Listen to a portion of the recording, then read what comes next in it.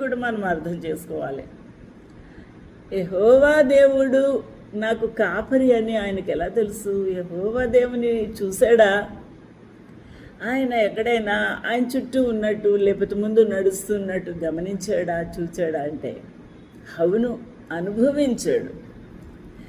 ఆయన ఖచ్చితంగా ఆ ప్రభు యొక్క సన్నిధి, ఆ ప్రభు యొక్క కాపుదల, ఆ ప్రభువు తనను ముందుకు నడిపిస్తూ ప్రతి కీడు నుండి, శోధన నుండి, ఆ యొక్క ప్రమాదాలు, జంతువుల ద్వారా వస్తున్న క్రూర మృగాల భయము నుండి తప్పించుచున్న విధానమే రుజువు చేస్తూ యెహోవా దేవుడు ముందుకు నన్ను అడుగులు వేస్తున్నాడు అని అనుభవము కలిగి ఉన్నాడు.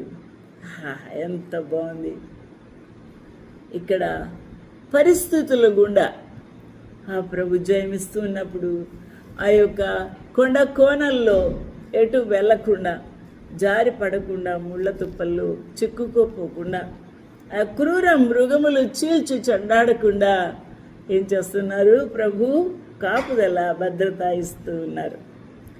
అందువల్ల నాకు లేమి కలగదు, నాకు లేమి కలగదు. దేవుని యొక్క కాపుదల నాకేమాత్రం కూడా కొరత ఉండదు అని అర్థం. The lord is my shepherd, I shall not want.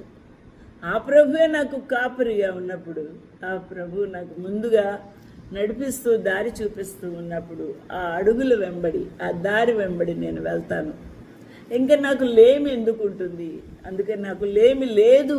Sufficient, I'm well sufficient. నాకన్నీ ఆయనే చూసుకుంటూ ఉన్నాడు. హల్లెలూయా, దేవునికి మహిమ కలిగిన గాక. ఆయన ఇంత గొప్ప దేవుడు. అందుకనే మరి ఒక విషయాన్ని మనం అర్థం చేసుకుంటే, ఆ ప్రభు తన మహిమ ఐశ్వర్యము ద్వారా ఆయన తనకు ఏమి కావాలో అవన్నీ కూడా తీర్చుచూ ఉన్నాడు. మహిమైశ్వర్యము ద్వారా నా దేవుడు ఎంత గొప్పవాడు అని ఆయన పలుకుతూ ఉన్నాడు. దేవునికి మహిమ కలుగును గాక. ఫిలిప్పీలకు రాసిన పత్రిక 4వ అధ్యాయంలో ఈ గొప్ప అద్భుతమైన విషయము పరిశుద్ధుడైన పౌలు వ్రాస్తూ ఉన్నాడు. అపోస్తుడైన పౌలు ఫిలిప్పీయులకు వ్రాస్తూ 4:19 కాగా దేవుడు తన ఐశ్వర్యము చొప్పున క్రీస్తు యేసునందు మహిమలో మీ ప్రతి అవసరమును తీర్చును గాక. హల్లెలూయా. కాగా దేవుడు తన ఐశ్వర్యము